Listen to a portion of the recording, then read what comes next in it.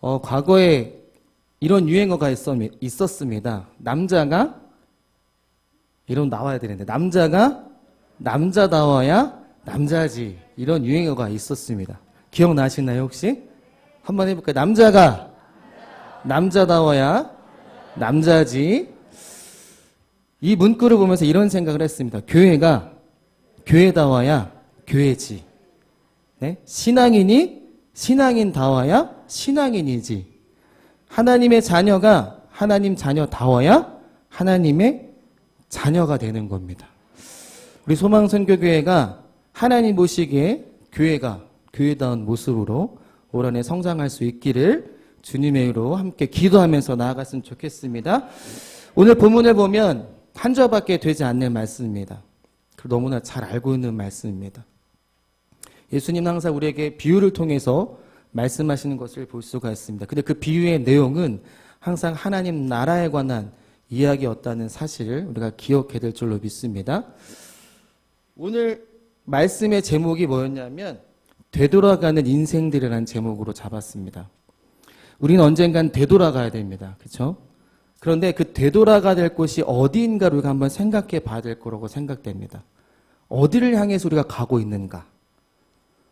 여러분은 어디를 향해서 가고 계십니까? 네? 정말 그렇게 생각하고 계십니까?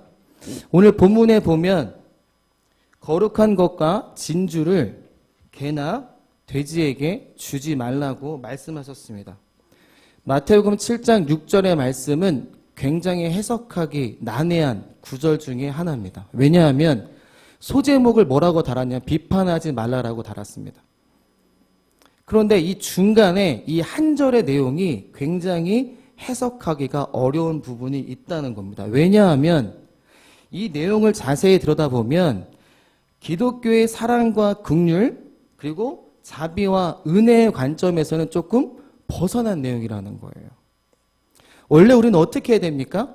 이방인들에게나 개나 돼지에게 뭘 줘야 돼요? 좋은 것을 줄 수 있어야 되는 것이 바로 기독교의 사랑이라고 이야기를 합니다.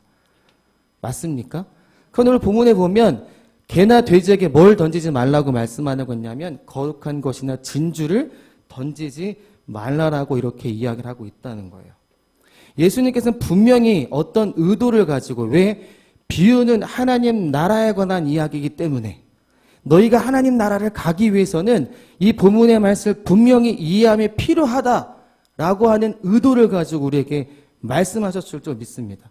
마태도 마찬가지겠죠. 그런 의도를 가지고 이 마태복음을 기록한 것입니다.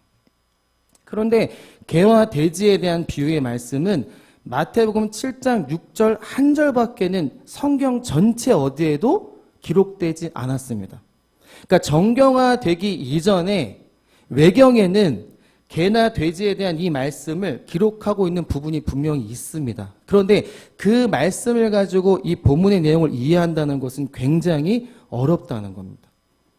그래서 본문의 말씀을 이해하기 위해서는 중요한 열쇠가 뭐냐면 마태복음 7장의 전체 문맥을 살펴볼 필요가 있다라고 하는 겁니다. 그래서 우리는 이 말씀의 핵심인 유대인들의 욕설로 사용되었던, 그러니까 개나 돼지, 오늘날도 개, 돼지 하면 뭐라고 생각해요? 욕하는 거라고 생각을 하잖아요. 당시 유대인들에게도 마찬가지였습니다. 이 개나 돼지는 상대를 저급화시키는 욕설에 가까운 이야기였다는 거예요. 그런데 우리는 여기서 한 가지 생각해 봐야 될 것이, 그러면 개나 돼지는 누가 해당하는가? 그리고 거룩한 것과 진주는 과연 무엇을 말하고 있는 것일까? 우리는 생각해 봐야 됩니다. 제가 신앙을 시작하면서, 새롭게 시작하면서 저의 모티브 중에 하나가 뭐냐면 물음표를 찍어야 느낌표를 우리가 얻을 수 있습니다. 특별히 하나님의 말씀을 덮어놓고 믿기보다는 하나님은 분명히 우리에게 보이는 자, 들리는 자에게는 듣게 하시고 보게 하신다라고 말씀하셨습니다. 저와 여러분들은 죽은 자가 아니라 산 자입니다. 믿으십니까? 그럼 우리는 뭐 해야 됩니까? 하나님의 생명의 말씀을 듣기도 하고 보기도 하고 말하기도 하고 또 듣고 말하고 한다면 우리의 삶에 하나님의 말씀의 능력이 나타나야 될 줄로 믿습니다. 그럼 오늘 본문의 이 말씀도 우리 삶의 능력으로 나타나야 되는 말씀이라는 겁니다. 아멘이십니까? 아멘 하시면 안 되는데. 이스라엘은 이방인을 어떻게 생각했냐면 개나 돼지같이 취급을 했습니다. 당시 유대인들은 말이죠.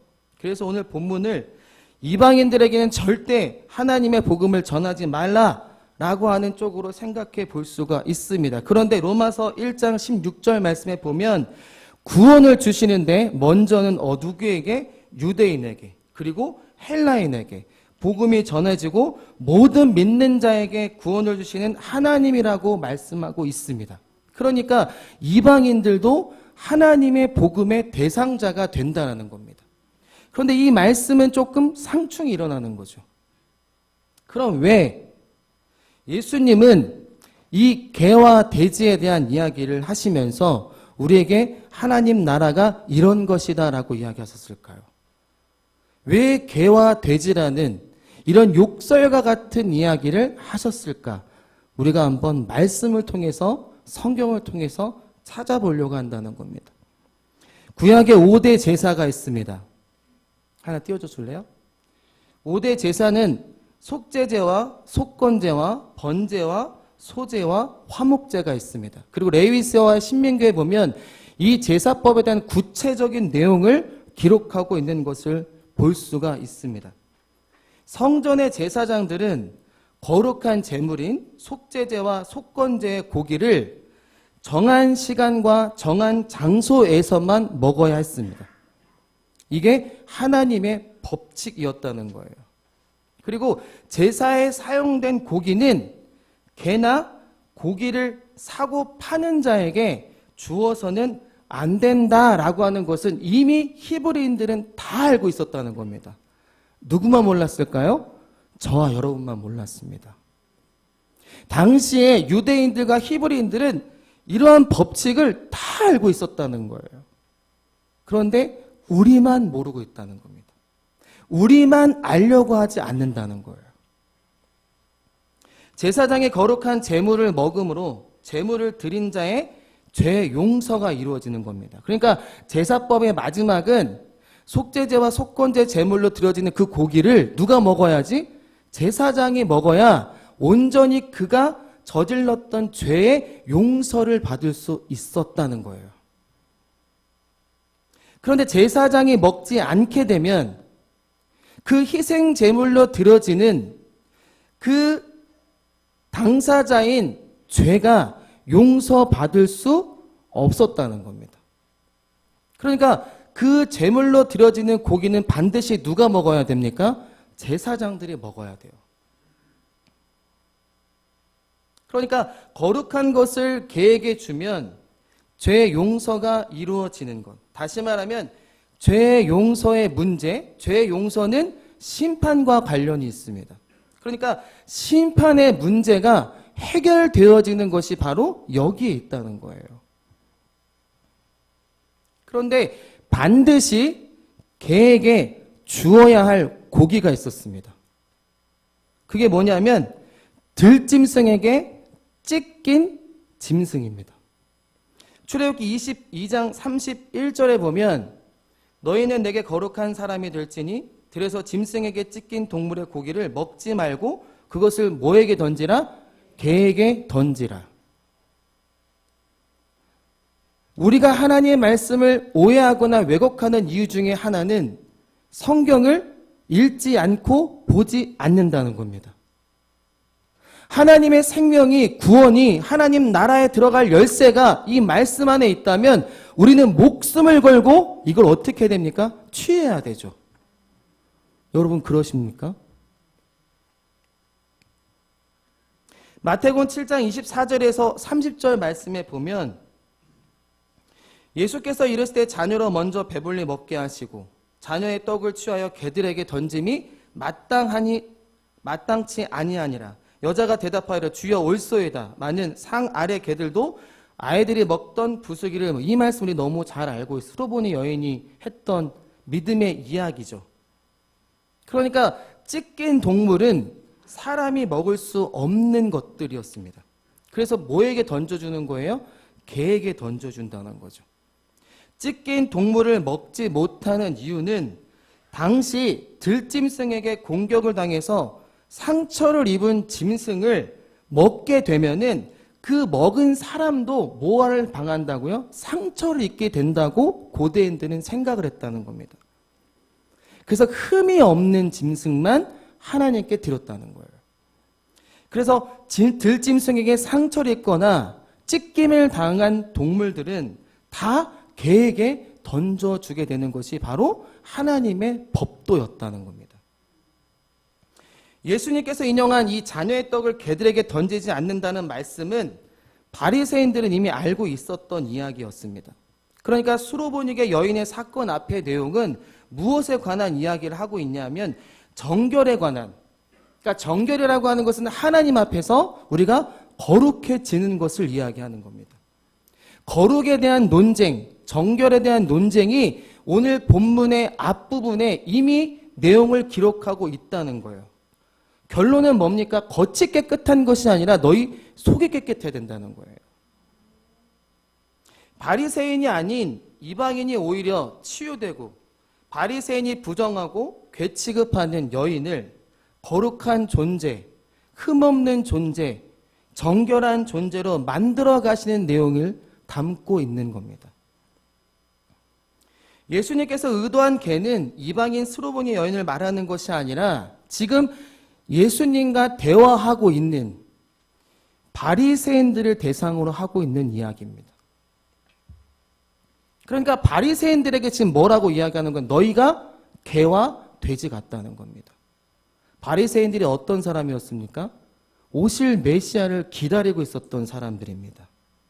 왜 제가 서두에 교회가 교회다워야 교회지라는 말씀을 드렸냐면 하나님의 자녀가 하나님 자녀답지 못하면 하나님 자녀가 될 수가 없는 겁니다.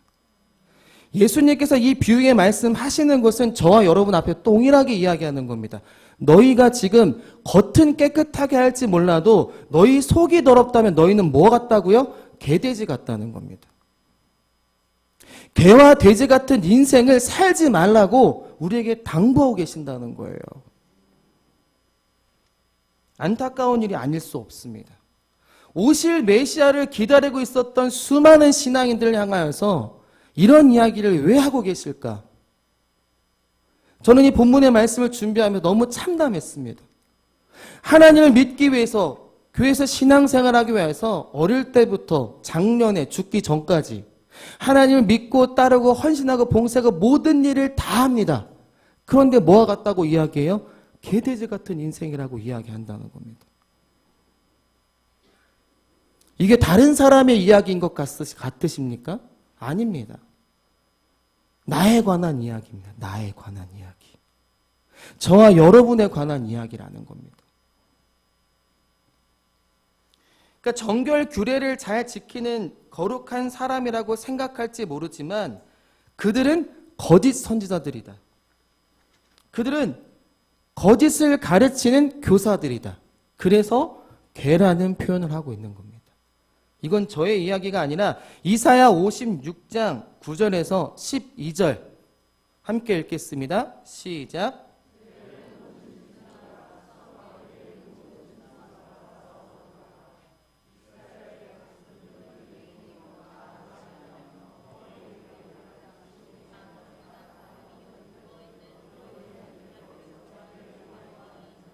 이 개들은 탐욕이 심하여 족한 줄을 알지 못하는 자들이요 그들은 몰지각한 목자들이라 다 제 길로 돌아가며 사람마다 자기 이익만 추구하며 오라 내가 포도주를 가져오리라 우리가 독주를 잔뜩 마시자 내일도 오늘같이 크게 넘치리라 하니라.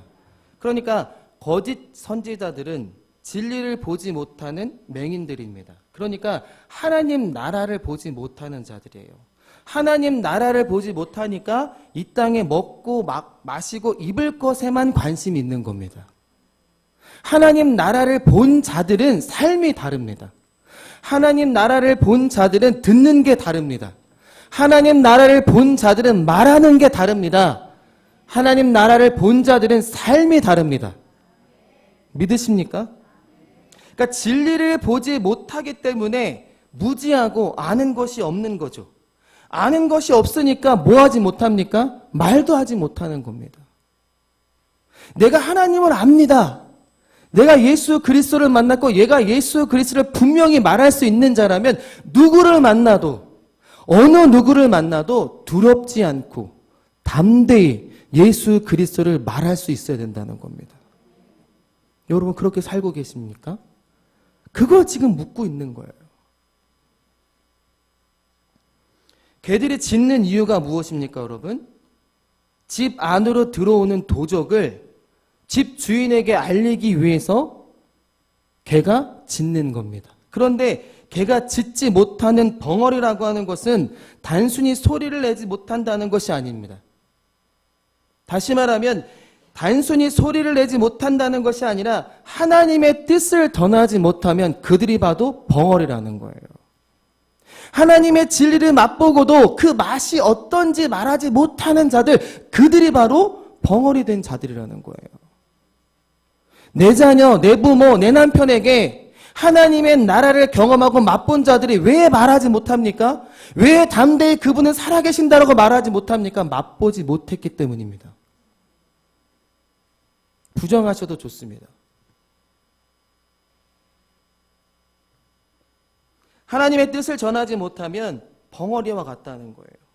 그들은 꿈꾸는 자들, 누워있는 자들, 즉 죽은 자들, 잠자기를 좋아하는 자들이라는 겁니다.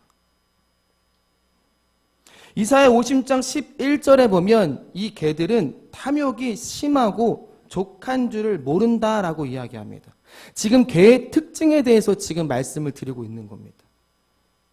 탐욕이라고 하는 것은 호흡을 이야기합니다. 성경을 전체적인 문맥을 봤을 때 성경 전반에서는 두 가지 호흡을 이야기하고 있습니다. 하나는 사람의 호흡을 이야기하고 있고 하나는 하나님의 호흡을 이야기하고 있습니다. 그러니까 누구의 호흡을 하느냐에 따라서 그 성격이 달라지는 거예요. 개들의 호흡은 격렬한 호흡을 합니다. 왜 격렬한 호흡을 할까요? 굶주렸기 때문에 그래요. 마시지 못하고 배가 고파서 격렬한 호흡을 하고 있는 거죠.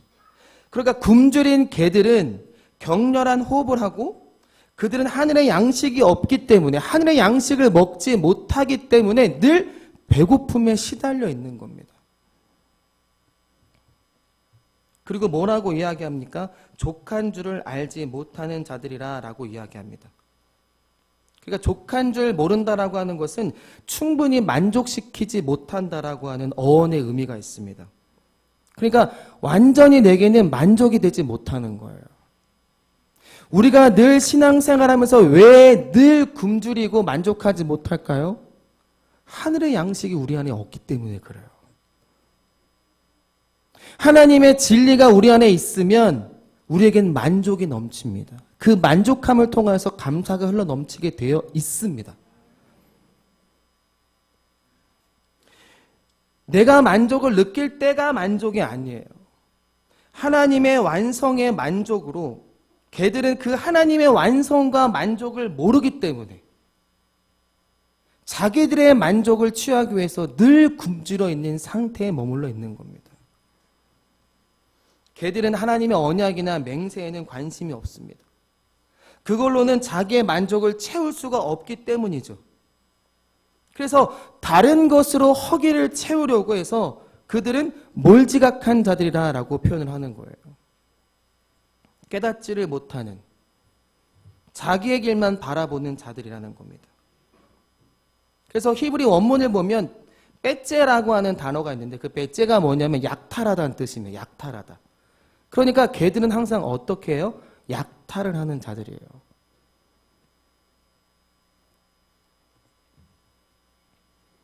약탈하는 그들이 지도자로 지금 있다는 겁니다. 백성들에게 불이익한 이득을 얻고 성전 안에서 장사함을 통하여서 이윤을 남기는 자들입니다. 왜 예수님께서 성전을 무너뜨리셨습니까? 이 성전을 무너뜨린 사건을 오늘날 비유하면 어떻게 이해할 수 있을까요? 교회 안에 들어오면 복 받는다고 이야기합니다. 그 복은 어떤 복을 여러분 이해하고 있습니까? 하나님이 언제 먹고 마시고 입는 것에 대한 복을 이야기하셨죠? 한 번도 그렇게 얘기하신 적이 없습니다. 그런데 우리가 원하는 복을 늘 하나님께 갈구하죠. 그게 뭐와 같아요? 개가 약탈하는 것과 같습니다. 왜? 하나님은 모든 것을 다 갖추고 있기 때문에. 그 하나님께로부터 무언가를 다 뺏기 위해서. 그래서 예수님 뭐라고 말씀하십니까? 바리새인과 유리들과 랍비들에게 너희가 개돼지 같다라고 이야기하는 겁니다. 아니, 여러분들에게 하는 이야기 아니라 저한테 하는 이야기입니다.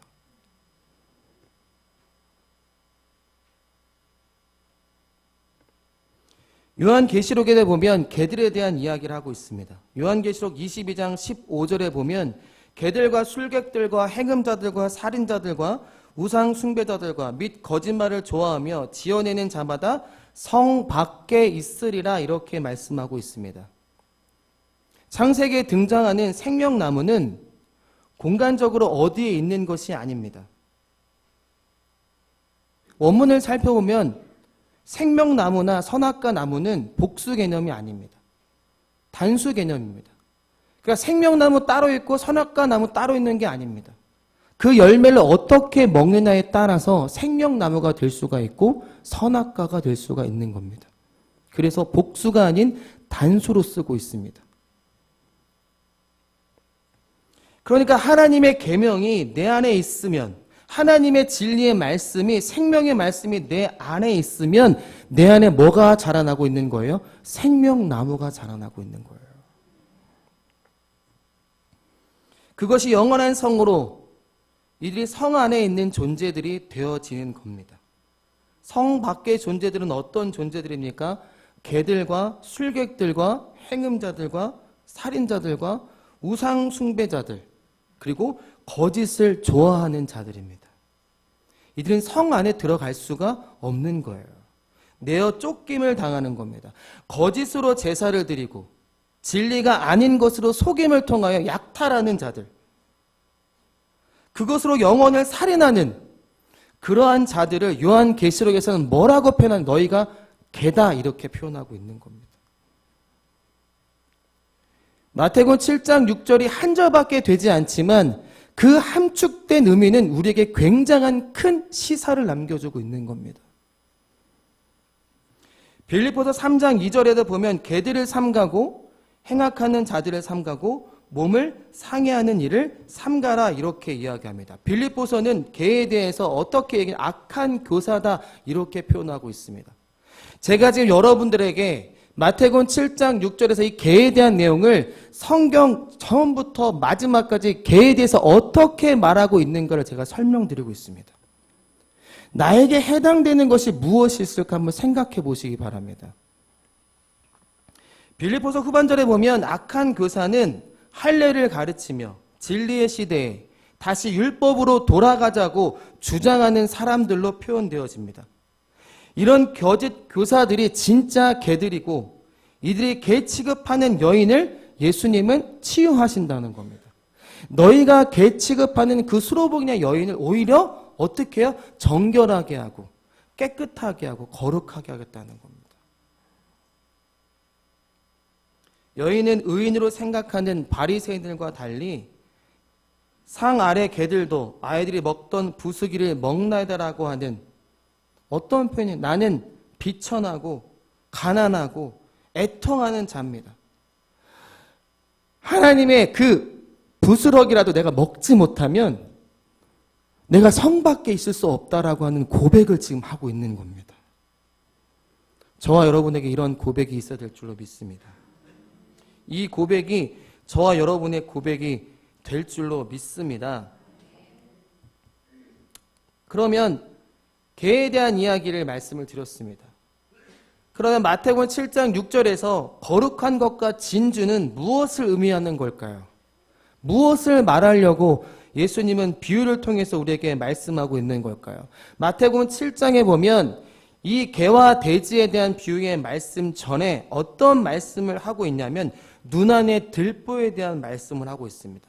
그리고 이 개와 돼지에 대한 비유의 말씀 이후에는 어떤 말씀을 하고 있냐면 구하라, 찾으라, 두드리라 이렇게 말씀하고 있는 겁니다.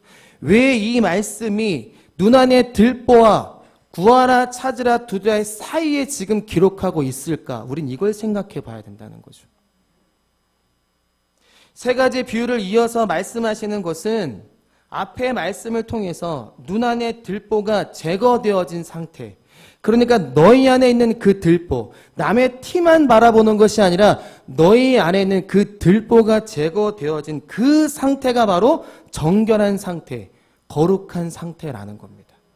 그래야 성 안에 들어올 수 있다는 거예요. 성전 안에 들어갈 수 있는 누구만 들어갑니까? 거룩한 제사장만 들어갈 수 있는 겁니다. 마태복음 13장에 보면 천국을 감추인 보화에 비유하고 있습니다. 특히 보화를 진주로, 여기서는 그 진주는 하나님 나라를 뜻한다라고 예수님께서 굳이 설명해 주고 계십니다. 그런데 왜 하나님 나라를 진주로 표현하고 있을까요, 여러분? 왜 진주로 표현하고 있을까요? 창세기 2장 10절에서 12절까지 말씀에 보면 강이 에덴에서 흘러나와 동산을 적시고 거기서부터 갈라져 내 근원이 되었으니 첫째 이름은 비손이라. 금이 있는 하윌라 온 땅을 둘렀으며 그 땅의 금은 순금이요 그곳에는 베델리엄과 호마노도 있으며 이 베델리엄이 진주란 뜻입니다. 그러니까 창세기 에덴 동산에서부터 흘러나오는, 그러니까 하나님으로부터 흘러나오는 그 생명수, 그곳의 첫 번째 이름이 비손인데 그 비손에 있는 것이 뭐가 있다고요? 베델리엄이 있다고요. 민수기 11장 4절에서 7절까지 말씀에 보면은 만나에 대한 이야기가 나옵니다. 그런데 7절에 보면 7절 한번 띄워주실래요? 함께 읽겠습니다. 시작. 만나를 뭐로 표현하고 있습니까? 진주로 표현하고 있습니다. 만나 보신 적 있나요? 진주 모양 같이 안 생겼습니다. 그런데 굳이 진주라는 표현을 지금 하고 있는 것은 예수님께서 이미 구약에 말씀하셨던 이 내용을 가지고 다시 재차 설명하고 있는 겁니다. 누구만 모른다고 생각하면 됩니까? 나만 모른다고 생각하면 됩니다. 그러니까 하나님은 베델리엄이라고 하는 이 진주, 그리고 민수기에 등장하는 이 만나,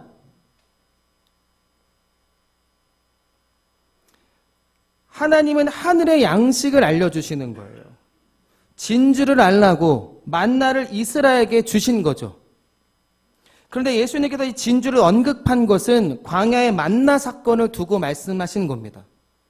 그래서 만나가 육신의 만나가 되면 절대 뭐가 될 수 없는 겁니까?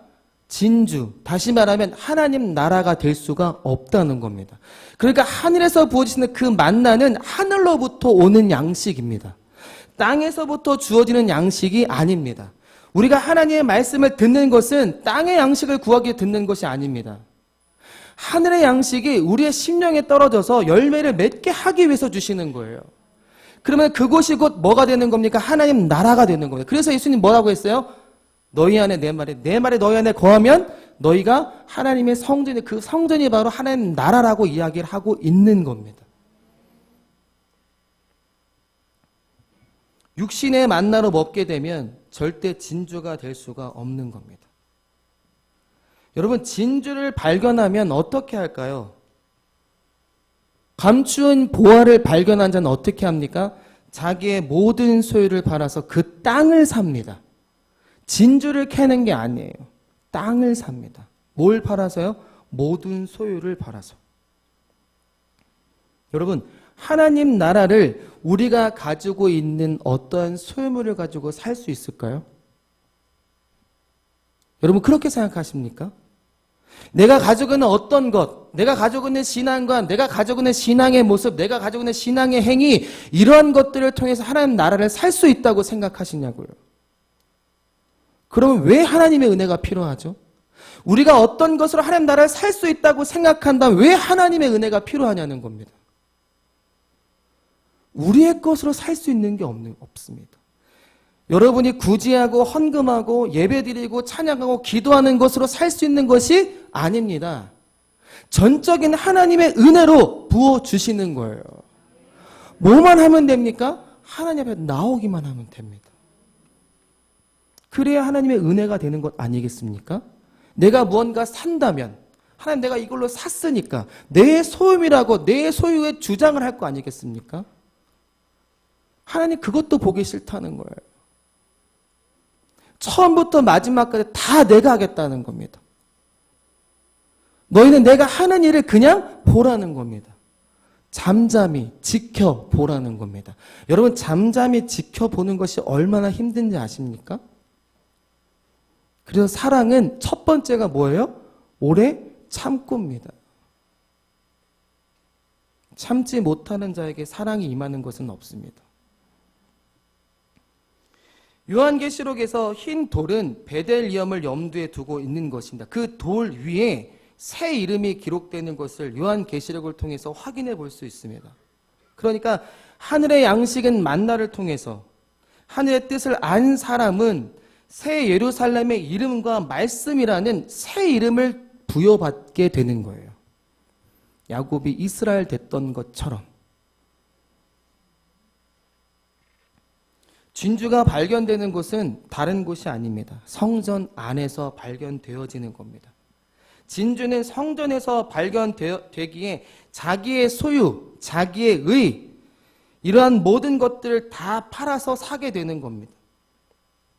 예수님은 비유를 통해서 그의 나라와 그의 의를 구하라고 구함을 통하여서 넘겨받는 것이 바로 진주요 하나님 나라라고 말씀하고 있는 거죠.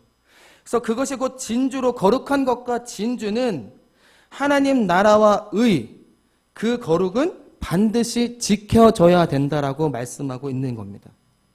그러니까 개와 돼지는 거룩한 것을 지켜내는 자들이 아니라 거룩한 것을 해치는 자들로 지금 말씀하고 있는 거예요.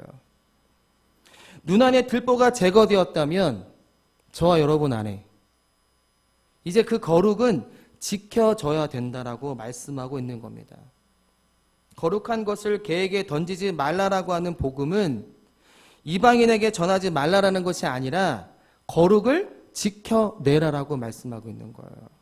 너희의 모든 소유를 팔아서라도 그 소유는 물질의 소유를 말하는 것이 아니라 너희가 행하려고 하는 율법적 신앙의 모습, 자기의 의,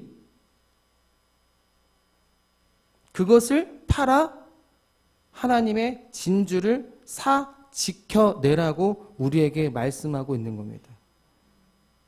또 진주를 돼지에게 던지지 말라라고 말씀하셨습니다. 성경에서 돼지는 부정한 짐승을 말합니다. 레위기나 신명기에 보면 돼지는 굽이 갈라져 쪽발이로 돼 새김질을 못함으로 너희에게 부정하니 너희는 이러한 고기를 먹지 말고 그 죽음도 만지지 말라 이렇게 말씀하고 있습니다. 성경에서는 둘이라는 표현을 참 많이 합니다. 예수님도 예수님의 제자들을 파송할 때 몇씩? 둘씩이요.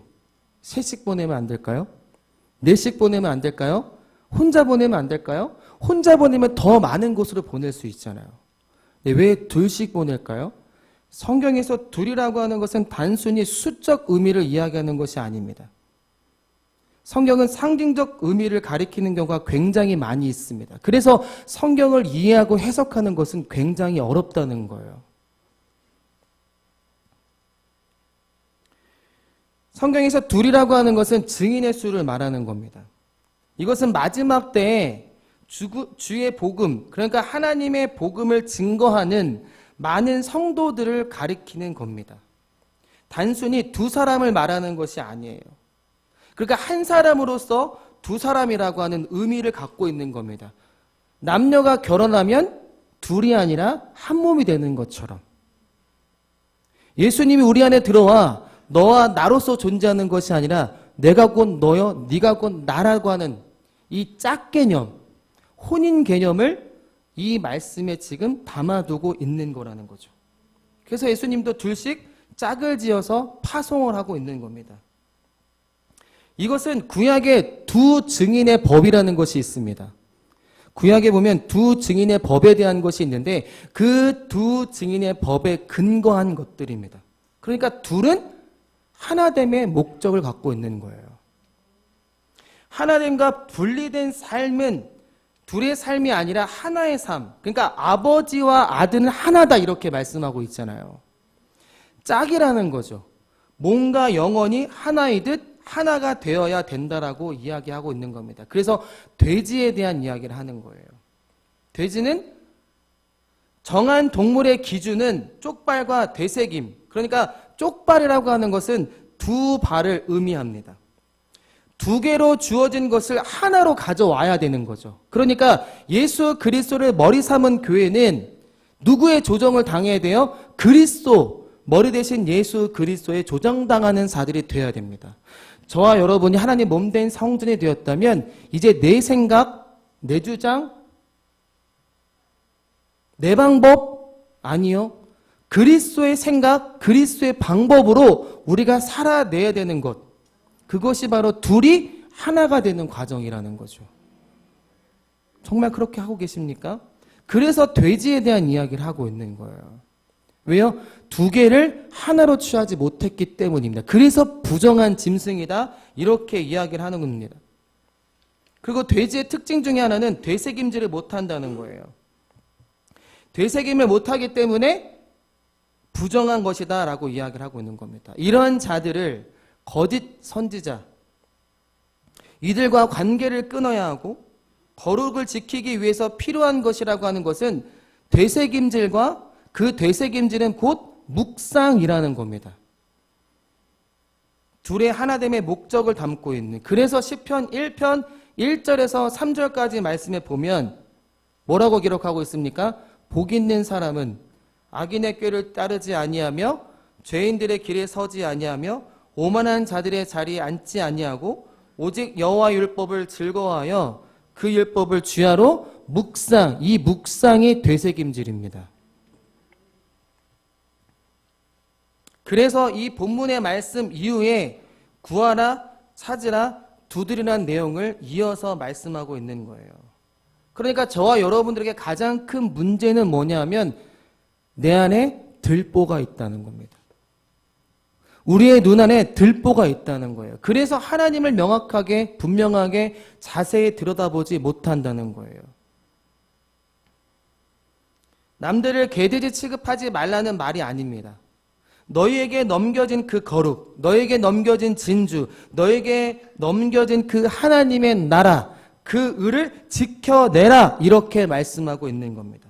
그래서 마태복음 7장 6절 이후에 구하라, 찾으라, 두드리라. 뭘 구하고 뭘 찾고 뭘 두드려야 됩니까? 하나님의 나라를 찾고 하나님의 나라를 구하고 하나님 나라의 문을 두드려야 된다는 거예요. 그래서 이 비유의 말씀을 이어서 하고 있는 겁니다. 진리의 문제를 거듭 강조하고 있는 거죠. 그래서 우리가 해야 할 일은 구해야 됩니다. 취하기 위해서, 받기 위해서 구해야 된다는 거죠. 베드로서 2장 22절 말씀에 보면 참된 속담에 이르기를 개가 그 토하였던 것에 돌아가고 돼지가 씻었다가 더러운 구덩이에 도로 누웠다는 말이 그들에게 응하였도다. 베드로에서 보면 유대인들의 속담이 있었습니다. 그 속담이 뭐냐면 개가 그 토하였던 것에 돌아가고 돼지가 씻었다가 더러운 구덩이에 도로 누웠다. 이게 유대인들의 속담입니다. 이 속담을 비유로 예수님 지금 말씀하고 있다는 거예요. 잠언 26장 11절에 보면 개가 그 토한 것을 도로 먹는 것 같이 미련한 자는 그 미련한 것을 거듭 행한다 이런 말씀이 있습니다. 잠언서를 뭐라고 해요? 지혜서라고 이야기를 합니다. 개가 그 토한 것을 먹는 행위 자체가 미련한 것이다 라고 이렇게 말하고 있는 거예요. 그러니까 개와 돼지는 토한 것을 다시 먹고 돼지는 씻겨도 그 더러운 구덩으로 다시 돌아가는 잠언의 말씀을 베드로는 인용하고 있는 거예요. 개의 특징이 뭐냐면 토한 것을 도로 먹는다는 겁니다. 돼지는요, 깨끗이 씻겨도 더러운 구덩이에 도로 다시 눕는다는 겁니다. 그리고 다시 먹는다는 거예요. 그러면 여기 토한다는 의미는 어떤 의미를 갖고 있는 걸까요? 여러분, 왜 토할까요? 아이들이 음식을 먹다가 왜 토합니까? 그 음식이 아이의 입에 맞지 않거나 아니면 그 음식을 소화할 수 없는 음식이기 때문에 토하는 거죠. 그러니까 하나님의 양식을 부어줌에도 불구하고 그 양식을 내 양식으로 먹지 못하면 뭐 하게 됩니까? 토해버리고 마는 거예요. 그 토해버리고 많은 신앙인들을 향하여서 너희가 개와 같다라고 이야기하고 있는 겁니다. 내가 원하는 말씀만, 내 입맛에 맞는 말씀만. 그게 뭡니까? 편식이라는 거죠. 하나님의 양식은 우리를 때로는 때리기도 하고 우리를 때로는 고난 가운데 있기도 하고 우리는 때로는 문제인식을 분명하게 하게 할 때도 있습니다. 그것은 하나님이 그 문제 가운데 그 고난 가운데 함께 하시겠다라고 하는 약속과 맹세가 있기 때문이에요. 그걸 바라보지 못한다면 우리는 하나님의 말씀을 들어도 그 말씀이 생명의 양식이 되어도 다시 토해내고 말게 된다는 거예요. 하나님의 말씀이 참된 양식이 되면 토할 일이 없다는 거예요. 지켜야 될 계명으로 하나님의 말씀을 다 지켜 행하려고 하면 얼마나 힘들겠습니까? 여러분, 613가지나 되는 그 중에 213가지는 해야 할 것, 나머지는 하지 말아야 할 것, 거기에 파생된 또 다른 규례와 법칙들이 2000가지가 넘습니다. 어떻게 다 지키시겠습니까? 아니, 십계명 10가지만 해도 어떻게 지키시겠습니까? 근데 왜 지키시려고 하죠? 왜 행위로, 삶으로, 우리의 신앙의 모습으로 지키려내려고 하신다는 거죠? 하나님 다른 거 원하는 것이 아니에요. 너희의 안에 내 말이 있기를 원한다는 겁니다. 토해내는 자가 아니라 간직하는 자, 지키는 자, 소유하는 자.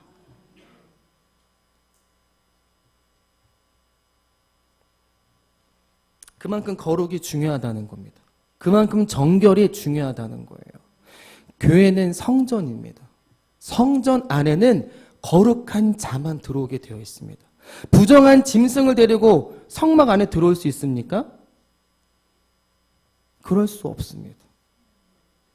뜰에도 머물 수가 없다는 거예요. 그런데 오늘날 어떻게 합니까? 교회가 성전이라고 생각한다면 우리는 거룩함으로 정결함으로 이 교회 안에 들어와야 합니다. 여전히 때묻고 여전히 죄 많고 여전히 흠 많은 모습으로 주 앞에 들어올 수가 없다니까 여러분.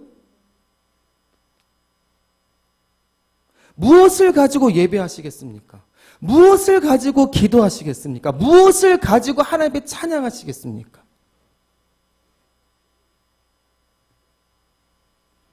오늘 본문의 말씀은 예수님의 간절한 당부를 지금 하고 있는 겁니다.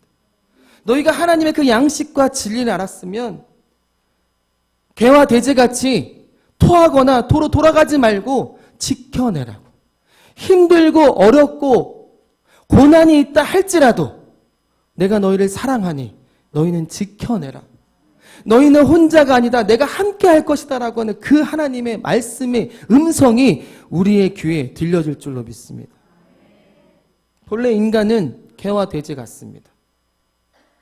저의 인생을 돌아봐도 개와 돼지 같은 인생입니다. 날마다 눈 뜨면 어떻게 살까? 뭘 먹을까? 수많은 문제들 가운데 어떻게 하면 이 문제를 해결해 갈 수 있을까에 대한 고민만 있습니다. 어떻게 하면 조금 더 벌 수 있지? 어떻게 하면 조금 더 맛있는 거 먹을 수 있지? 어떻게 하면 조금 더 좋은 옷?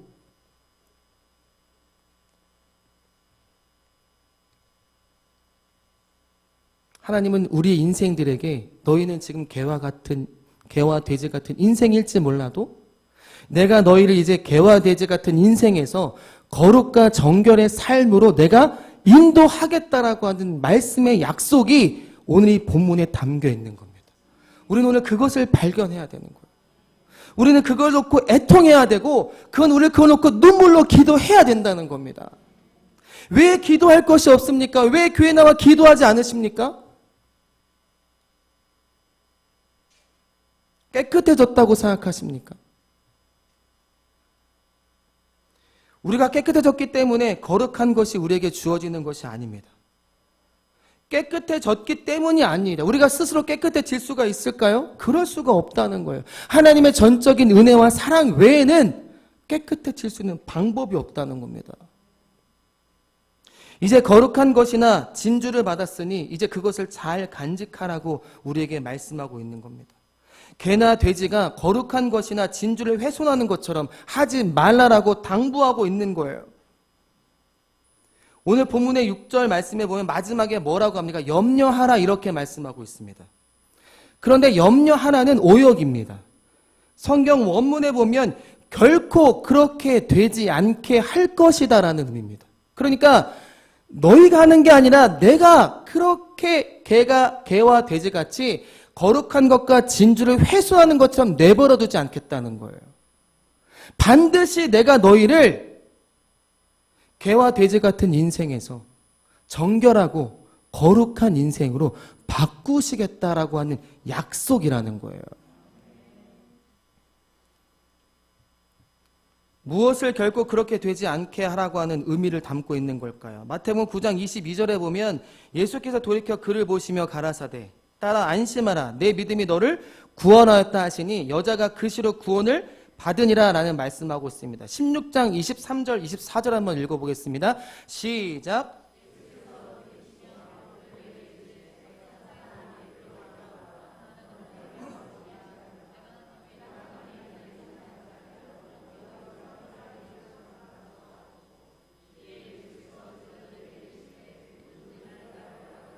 자기를 부인하고 자기 십자가를 지고 나를 따를 것이니라.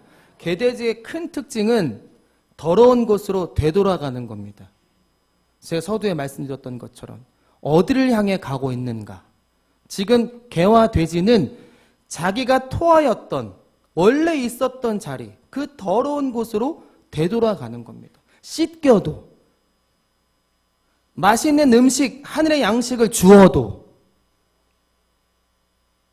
하루의 족한 인생으로 원래 내가 먹던 음식, 내가 원래 있던 곳으로 되돌아가는 것이 개와 돼지의 특징입니다. 본문에서는 두 가지를 말하고 있습니다. 하나는 발로 밟는 것, 짓밟는 것, 유린하는 것. 개와 돼지가 그들의 발로 진리를, 다시 말하면 그들의 발로 하나님의 사랑을, 그들의 발로 하나님의 은혜를 짓밟고 있다는 겁니다. 뭐가요? 되돌아가는 것 자체가 짓밟고 있는 행위라는 겁니다. 두 번째는 마태복음 16장 23절에 돌이키고 생각하는 것입니다. 그러니까 내가 알던 방향, 그 방향에서 180도 수정하는 것, 고개를 돌려서 다시 반대편을 돌아보는 것, 그게 돌이킴입니다. 개와 돼지와는 정반대로 가는 것을 말하고 있는 거죠. 사람의 생각과 하나님의 생각은 전혀 다릅니다. 그것을 우리는 180도 다르다라고 이야기를 합니다. 진리를 훼손하는 속성을 이렇게 표현하는 거죠.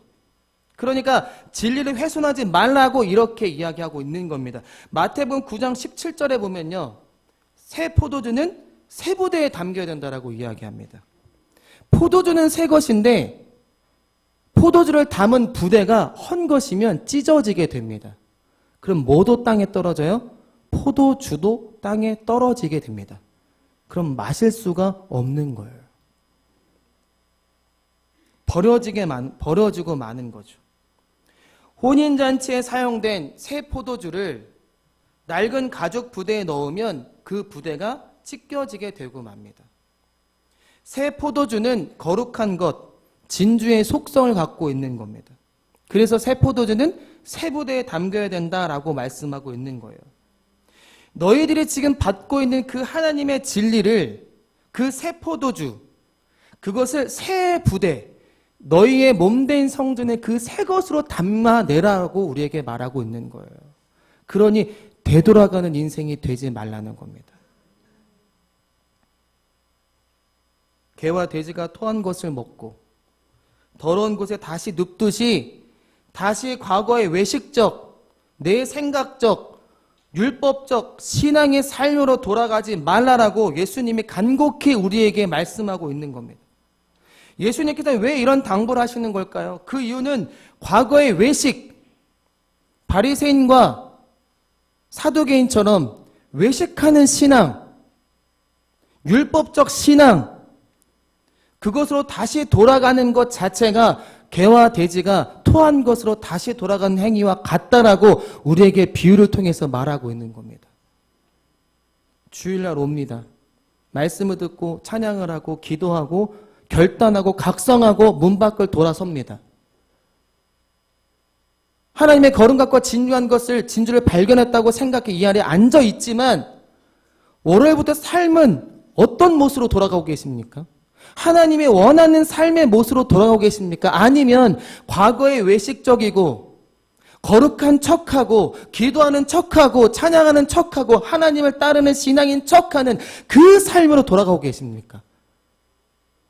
그것이 바로 개와 돼지 같은 인생들입니다. 여전히 그렇게 사시겠습니까? 아니면 하나님의 사랑과 은혜 안에 머무른 그 하나님의 나라의 양식을 먹고 사는, 그래서 이 땅의 소유의 모든 것을 버리고 하나님의 은혜와 사랑 안에 머무르는 그러한 인생들로 살아가시겠습니까? 선택은 여러분에게 달려있는 겁니다. 오늘 본문의 말씀을 통해서 나는 개와 돼지 같은 신앙인이 아닌지, 나는 예수님께 책망받았던 그 바리새인들과 같은 신앙의 모습은 아닌지 우리가 깊이 반성하고 점검하는 오늘 이 시간이 되기를 바랍니다. 저와 여러분은 절대 개와 돼지 같은 인생이 되어서는 안 될 것입니다. 예수 그리스도의 그 희생이 헛된 것이 되지 않게 하기 위해서라도 우리는 부단히 힘을 쓰고 애를 써야 될 줄로 믿습니다.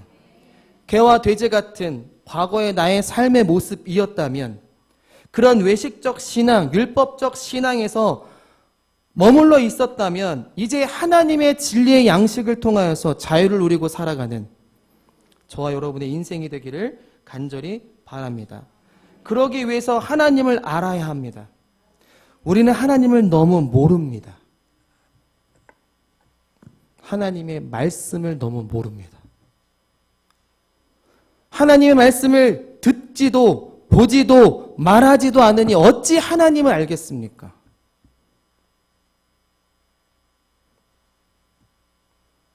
하나님을 알아야 하는데 그것도 힘써서 알아야 될 줄로 믿습니다. 힘들고 어렵습니다. 말씀을 들여다보는 것, 말씀을 듣는 것이요. 그리고 그 말씀을 듣는 것뿐만 아니라 그 말씀이 나에게 생명이 되는 것은 더욱 어렵습니다. 그래서 구하고 찾고 두드리라고 말씀하고 있는 거예요. 내가 너에게 좋은 것을 준비해 놓았다. 그런데 찾는 이가 없다. 구하는 자가 없다. 두드린 자가 없다라고 말씀하고 있는 거예요. 하나님의 그 음성이 들리십니까, 여러분? 구하는 자가 없다라고 하는 그 음성이 들리시냐고요? 찾는 자가 없다라고 하는 그 음성이 들리십니까? 내가 너희를 위해서 이렇게 좋은 것, 내 목숨까지 벌어가면 내가 너희를 사랑한다라고 말하고 있는데 너희는 내 말을 듣느냐라고 말씀하고 있다는 거예요.